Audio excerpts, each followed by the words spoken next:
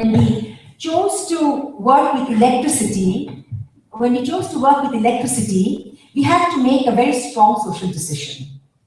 First of all, we were working in areas which would never be on the grid, on the national grid. Forget it.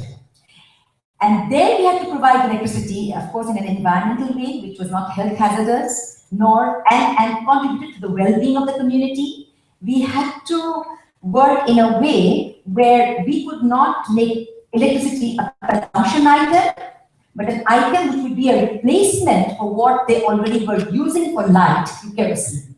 And this was a challenge, to make a modality which would be at that very minor scale, yet be able to be financially viable and sustainable when the scales came. And that was the challenge, and that is what we started with. Thank you very much for the introduction. Coming back to you, Perhaps could you present in a few words, and I propose that you make it short, and we go through the questions and then during the debate in a few minutes to go really deeper in the model and to understand your initiative. So just I represent ADA. ADA supports the microfinance institutions and the microfinance institutions national networks since 1994. We have projects in Latin America, West Africa, and Southeast Asia. And I work in the Department of Innovation in Inclusive Finance. What this department aims is to introduce in the portfolio of the microfinance institutions new products. For example, micro insurance, leasing for agriculture equipment, remittances for migrants, or finance to just startups, and the loans for green technology. We understand the green technology by the renewable energy technology and the efficient energy technology. We launched 2 projects in Peru in 2011. I am from Peru, and I'm going to share with you the experience of on the field in this project. Thank you very much. Okay, we propose to go to the debate. The idea is to really structure that around 3 main questions, so with 3 main themes. So I propose that you can explain, related to those questions, to those specific topics, what are the links with your initiative. First, just to draw the link between the climate change. For sure, climate change is a huge challenge today for everybody worldwide, for emerging countries, for developed countries, for public bodies, for big corporates. Everybody is involved for sure in to fight against climate change. But what I would like to highlight today is also to show and to draw to the attention of the assistants that also small-scale initiatives are really involved and can be really involved and can really play a key role against fight against climate change. And your smart initiatives are a very good example of that. So could you just come into this session, explain to what extent climate change is a lever for your initiative, and how do you intend to work in that domain through your initiative? We'll come back. We'll begin with Anna. When someone asks me about how friendship works, one of the things that I have to always tell them is there are 2 factors that we can't move away from. We don't have to have a climate project to work with keeping climate in mind. And second, we do not have to do a project for humanitarian, for dignity and respect, because every element of our work has this incorporated within it, all our projects. We cannot work without keeping environment in our head and keeping the challenges of climate change. As it is, Bangladesh has always been a country which was challenged with disaster. That is there. We are still facing those. But what the climate change is bringing in is that it is bringing in to us an unpredictability of the changes that are occurring. So sitting in the cities, we face climate change, but it is not affecting our lives. When you're living on the fringe, as our people are, then climate change is a reality, which is a difference between life and death. So hence, all our projects need to be worked at keeping climate, and the climate change is very much focused. We work at the bottom of the pyramid. We work in the most difficult to access areas, and that is the area which is most prone to the effects of climate change. Here we cannot just bring in money and say that, okay, here is your access to finance. That is impossible.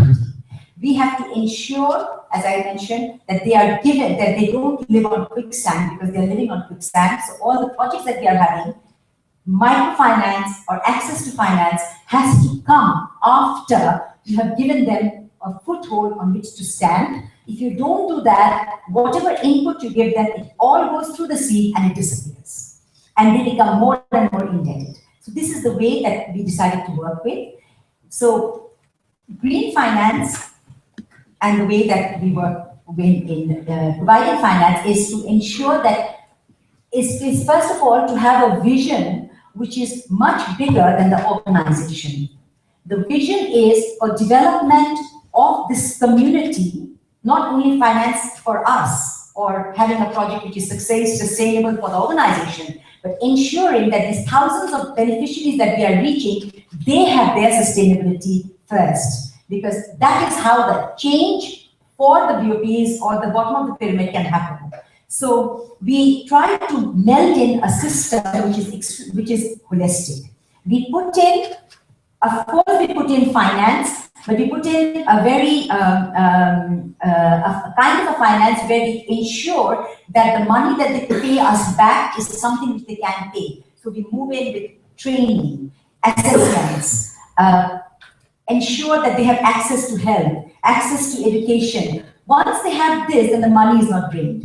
So the financing that is given to them is put on top of a platform where it is already strong, so that the return can be a sustainable model. And the other thing that we also try to ensure is that we give them projects or access where even when they are not there, they can continue their business model, as we have done with the electricity project. Okay. So, thank you very much. Okay. That is on. Maybe we can ask for a microphone. Thank you.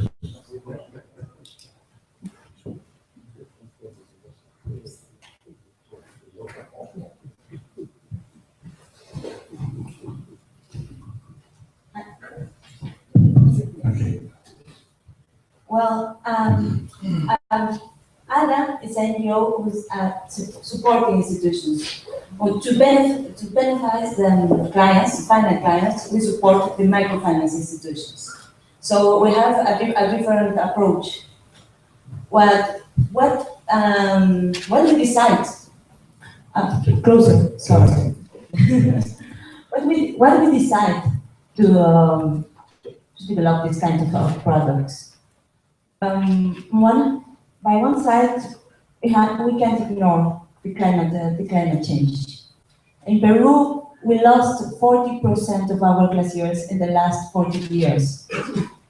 And we have the El Niño phenomenon, which is more and more frequent. In the last 15 years, we have 5 El Niño. The last one was just right now, in March 2015. So it's and the people who is more exposed to this climate disaster are the vulnerable people, the client target of the microfinance institutions.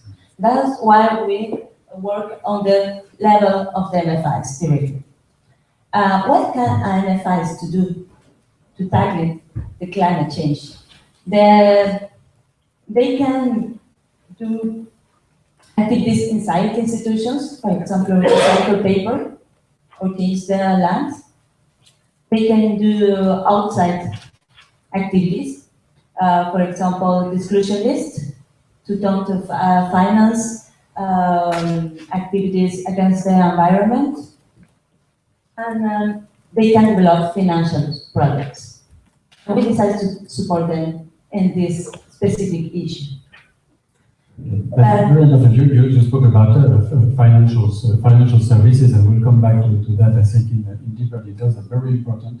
Drawing the link between MFIs. What can MFIs do? What do we see today? And I would like maybe to introduce the second question. What were the main difficulties you faced developing to develop your initiative and your business in a sustainable way? What we feel, and also the reason why I'm there today, is to try to see how microfinance can, in a large-scale way, promote, let's say, the access to energy or to clean cooking solutions. So coming to that specific question, what are the key success factors? What were the main difficulties you faced on the ground to develop your initiative, and how did you solve this question? Maybe we can spend a few minutes to go in more detailed topics for the assistants to understand how on the ground, how you work on the ground, because I have to, as an investor, to say that I'm really impressed. The field is, to say that the field is very fertile. I'm very impressed by the fact that the solutions you find on the ground are very innovative. You have to face so many difficulties that you have to find innovative solutions, and that's very important to highlight that. So if you could, in a few minutes, explain your main difficulties on the ground and how did you cope with this? Okay, we proposed to the MFIs a model that's called the two-hand model. That means we support the MFIs to do a partnership with the technology provider. So, because we have, in one hand, one microfinance institutions who know the needs of this population, who wants to develop products to respond to their needs, and they know how to approach these populations, but they don't have the green technologies. And on the other hand, we have providers who have a good quality products, but they don't know how to reach this population, this market, how to enter to these rural zones. And that's the role of the microfinance institutions. They have to do the marketing and the sales of the products because they know the people, and obviously he has to finance and give the access to the product. And the provider has to do all the supply chains, the installation, the distribution, and the after-sales services. But what is a key factor of this model is the technical energy advisors. It's a person, we support the MFIs to find this person and coach this person. It's a person who has in charge all the relationship with the technical supplier. It's the person who has to coordinate and build the link between the supplier and the loan officer. It's the person who has to manage all the process, because we have to remember that the MFIs are used to sell loans or saving products, but not technology, green technology. Perfectly. That's totally right. That's a really key question. What we observe on the ground is that the MFIs don't want to take the technology risk. So they don't want to take that, and they don't want to bear also the customer care. That's the difficulty. But it could be, for sure, their work is to do intermediation. So it could be very useful to help the development of the initiative through finance. So how can you then make a bridge between the manufacturers or the provider of the service and the MFI? So that's your initiative, that's your idea, trying to build that bridge. It's to convince the microfinance institutions to establish a win-win project. Okay, I think that thank you very much. Runa. So, when I first started with let's say the one that the microfinance project that we have mainly for electricity, we start off with that. So, how was it triggered?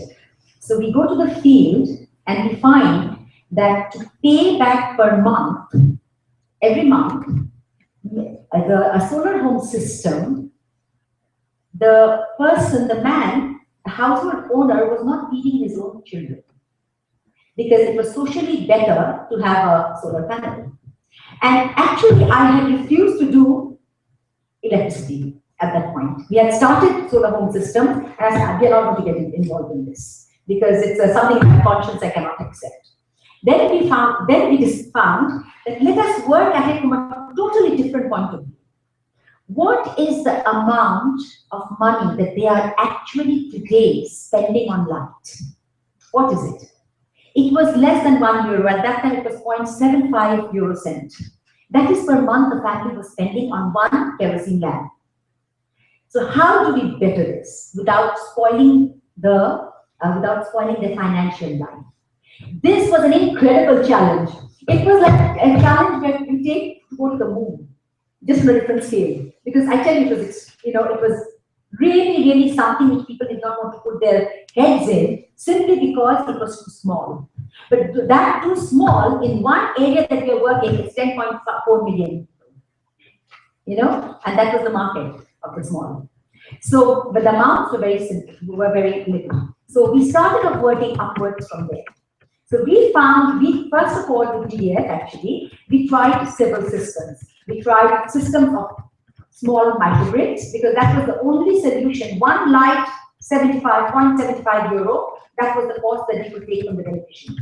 Starting from there, we started a system of microgrids. 20-watt panels, 5 families. There are 5 households, let's say, sometimes part of the same family, but it's 5 different households, 4 to 5. They would take 4 lamps of 5, and they would pay that amount of money to this one person who was responsible, and who would own this system after 3 years. So this was like a win-win situation.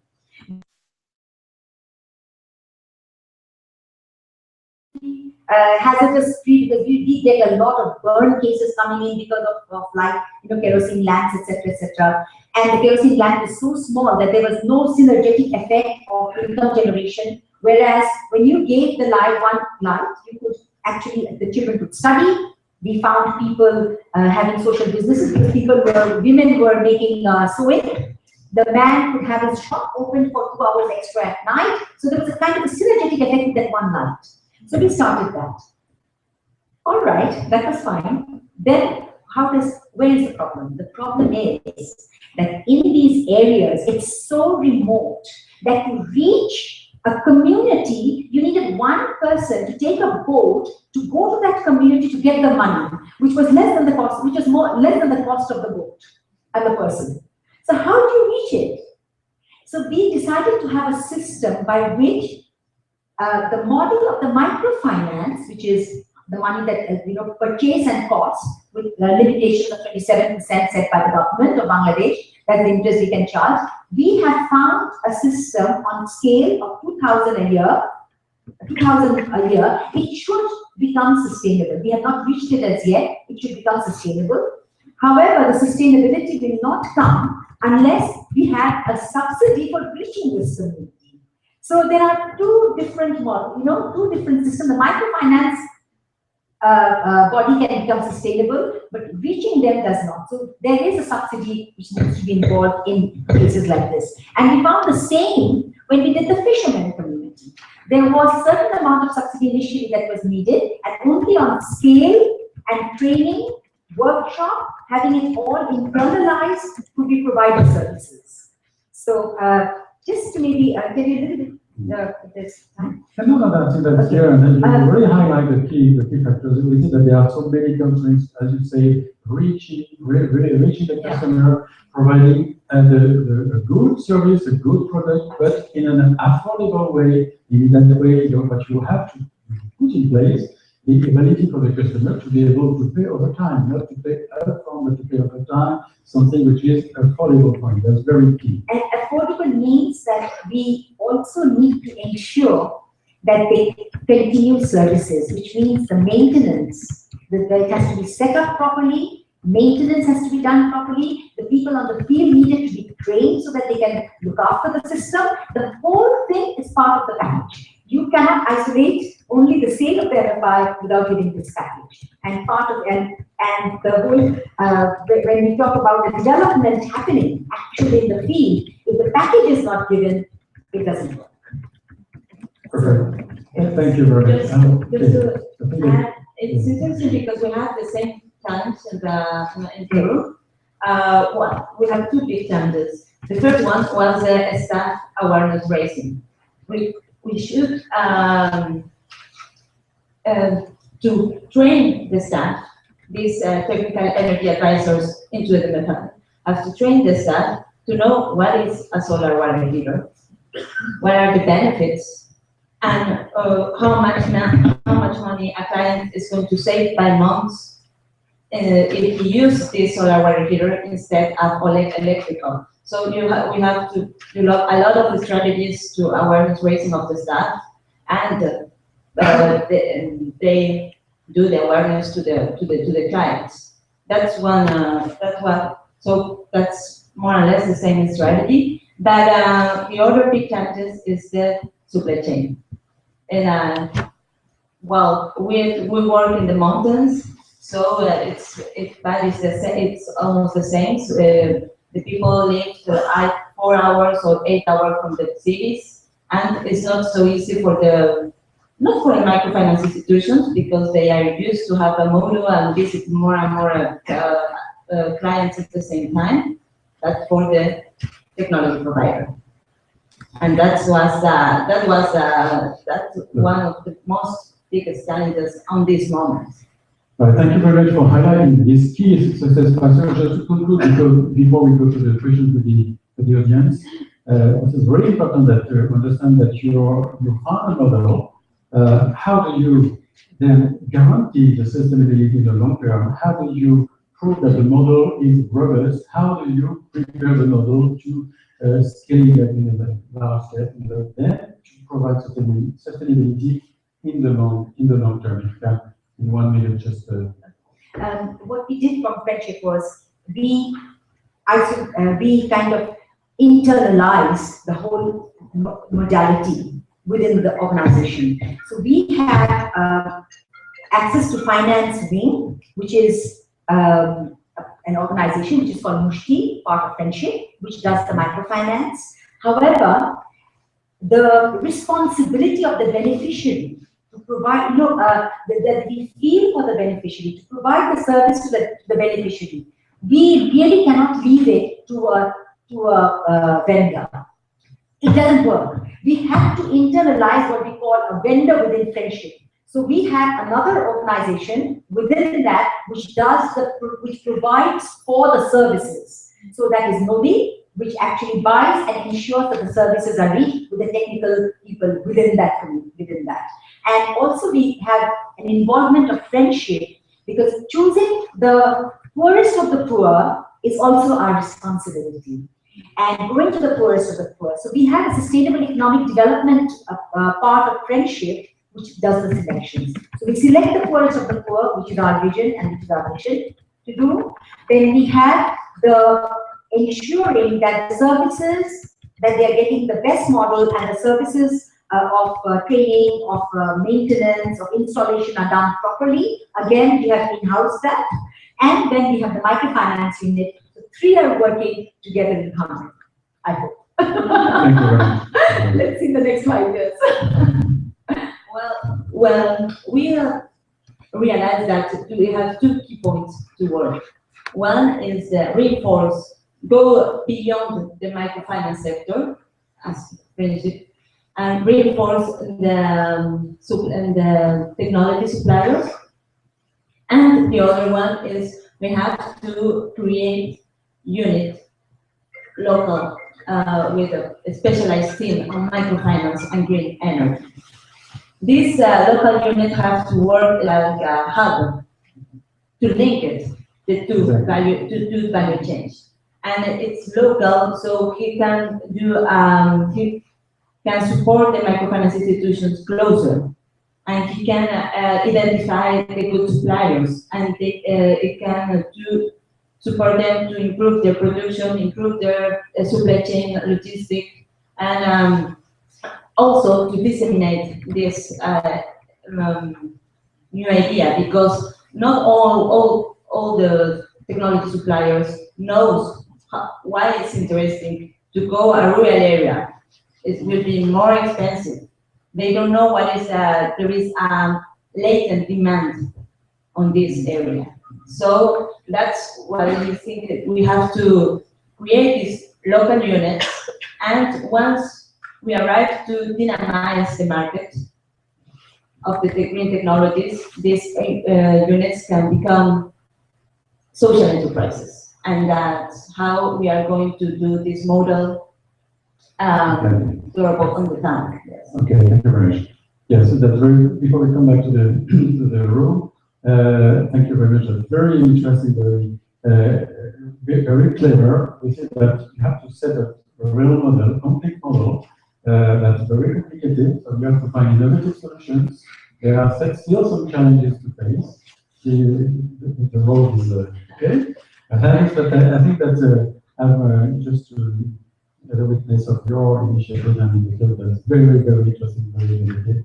So I would like to come to the room and to ask for questions. You can go deeper in details if you need to understand how these models can provide solutions in a sustainable way.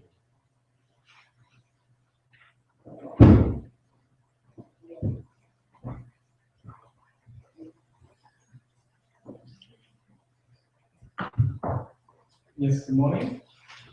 Yes, I had a question about your approach. You are mentioning that you wanted to make sure that the client has the capacity to repay. That is the key client protection principle. And your approach was to measure how the client, how the beneficiary, can get out of poverty and accumulate some profit to have better conditions. Can you tell us a little bit about the methodology or the tools you use to measure that? And of course, the key challenge here is to do it in a cost-effective way. It can be very costly as well. Thank you.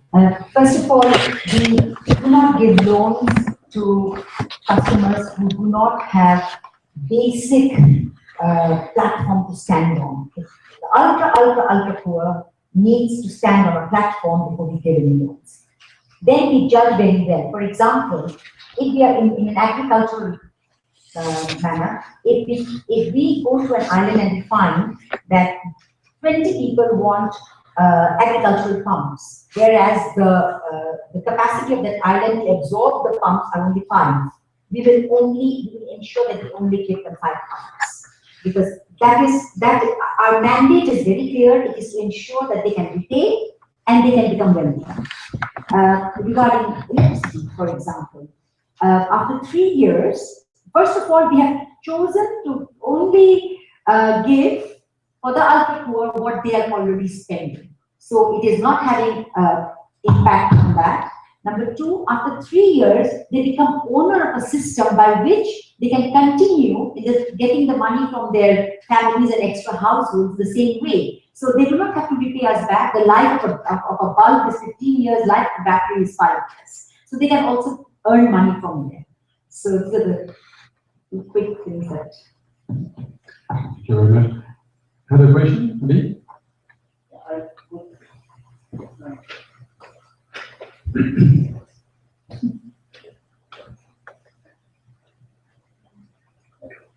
I would allow myself a remark, because notwithstanding your efforts, your speakers spoke more about access to electricity than climate change. But I want to just stress, I think there's very good reason for that. I'll give a little bit of calculation of what it would save in terms of CO2 that now our beneficiaries in the friendship project would pass from kerosene to green energy. And we came to the conclusion that it would save about 15 kilograms of CO2 per year, whereas Luxembourg consumes about 21 tons of CO2. 1 person. So 1 person per year. So that means that these projects, they arise not so much out of the wish to combat climate change. The beneficiaries are more, I would not say necessarily victims, but they are they are challenged by climate change, but the project rather arises from the need to access energy, and of course, then on top, it can be done in an ecological way, and we would say it has to be done in an ecological way, because in the regions, the solar energy is the only one which is even technically sustainable over time. Then there is, of course, a great bonus, but it's not initially the purpose of this project. Absolutely. Thank you. Thank you very much. Maybe another question for Carla, the team lead for the IMF.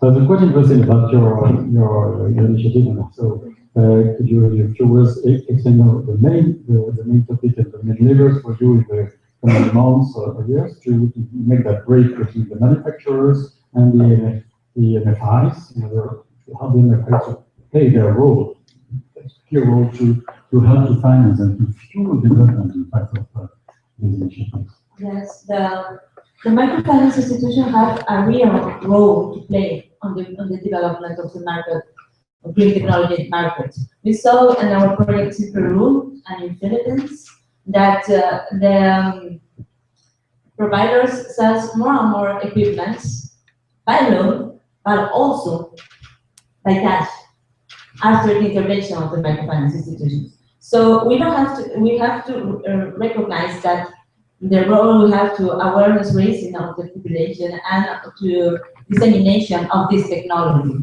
Even if we don't have thousands of equipment selling by loan, we have effect in the development of these villages. Okay, thank you very much. There's one topic we did not discuss in full details, the impact. I would like to, not to conclude if there are any questions, but just to draw the attention to the fact that your initiatives and those initiatives really create impact. And you were speaking about technology, solar technology, and when you compare solar technology with the use of purity, that's a perfect example, but also clean energy solutions with positive effects. So that's very important that we also highlight the fact that our proposal, so as providers of finances or businesses, also for sure to promote impacts and to create impacts. That's very, very important.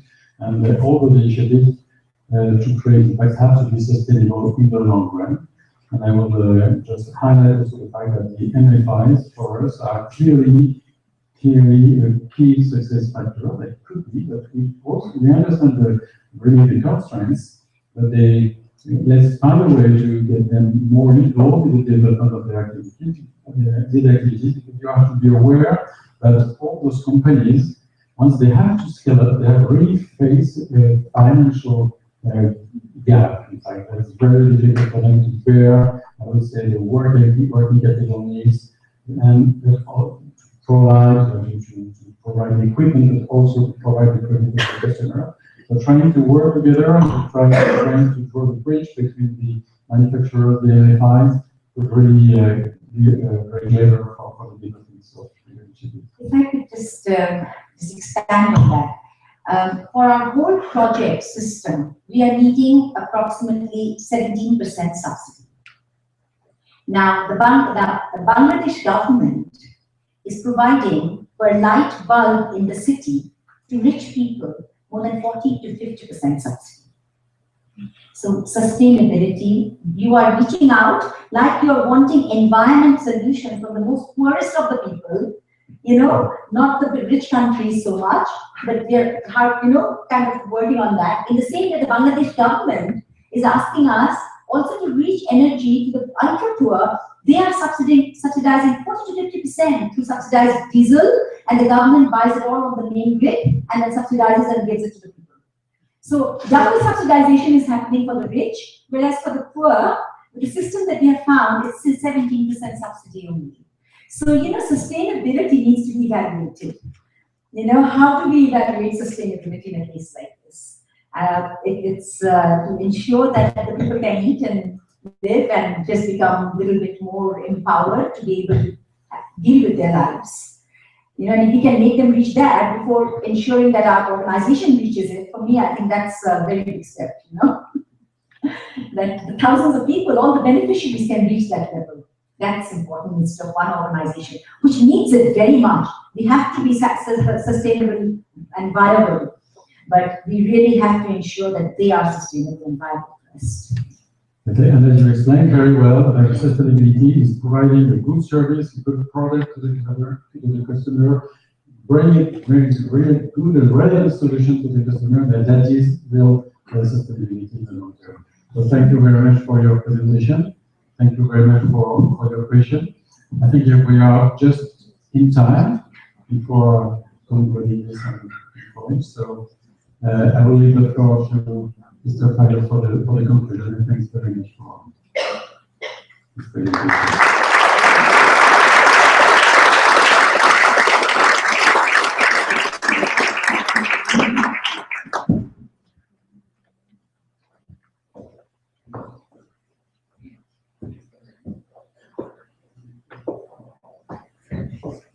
Ladies and gentlemen, having left Parliament in 2013, the Luxembourg government thought that I was fit enough to act in 2015 as a goodwill ambassador for the European Year of Development. So here I am in that function. Let me say a few words about this European Year of Development. Why do we have a European Year of Development in 2015? Because 2015 is a crucial year for the world governments in respect to climate change, in respect to solidarity in this world. There's three major events take place in this year 2015. In July, in Kenya, an international conference about financing development. In September 2015, at the United Nations, will be decided the Millennium Development Goals for the next 20 years of our planet. And in Paris, in December 2015, hopefully a final strategy against the climate change in the world. So we speak about world governance, and therefore also the slogan of the European Year of Development is our world, our dignity, our future. I stress the our in this slogan, because we don't speak anymore about the developed world and a world in development, or a so-called third world. So it's our world, and everything which happens in that world concerning climate change, as well as poverty, eradication of poverty, or problems of democracy, of corruption, concerns us all. And these days, we can see in the media what happens around Europe, how the poverty in Africa, in Asia, everywhere in the world concerns us all. So I think that the action which governments, NGOs, and also companies can undertake in developing economy, in developing new conditions for living for people everywhere in the world are very important. I like very much the way Mrs. Suna can express the holistic approach, as she called it, of what they were doing in Bangladesh, in a very special place of Bangladesh, where it concerns to eradicate poverty for the poorest of the people in this region. As you remarked, she speaks about people, very poor people in one region of Bangladesh. And she speaks about people in the cities. And she speaks about the government looking at only people, only at people in the cities, and not looking at people in the poorest region of this country. So in every country, in the poorest country, in more developed countries, and even in developed countries, there is poverty, there are problems, and the way to solve those problems can be a bit different in every part of the world. But we have to answer the logic, not only the economic and financial logic, but we have to look after the social logic, the ecological logic, the logic of struggling against the climate change, and the logic of eradicating poverty. And that logic should be in our head every time when we take decisions for us here in Europe, for the world, in international institutions and in organizations where we work. So thank you very much for what you told us tonight, today, excuse me. And I would also congratulate NGOs as the Friendship NGO, also ADA, with the long-term work they are doing in microfinance. I like more the French word, long haleine, for the microfinance system, and I think also that is an important task of solidarity to work with such NGOs and to give such NGOs support for making the world better. Thank you.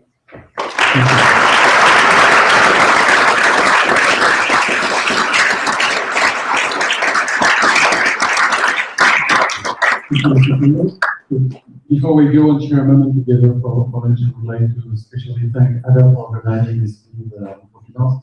Very good opportunity to discuss all those very interesting matters and topics and spend a moment with you. Thank you very much for sure for Luxembourg for hosting us. This very beautiful room, very convenient for everybody. Thank you very much. Thank you very much for sure to the corporation Luxembourg, all the networks in today, and all the partners, and thank you for attending this meeting. All the participants, all of you, thank you very much. And just have a look at the absolutely at the website. Otherwise, I will find the last issue of the Principaux review, which is very interesting and have many information around all these things. Thank you very much. Thank you for your attention. And let's share a moment together for lunch. Thank you, Rona. Thank you, Carla. Thank you very much. Have a good day.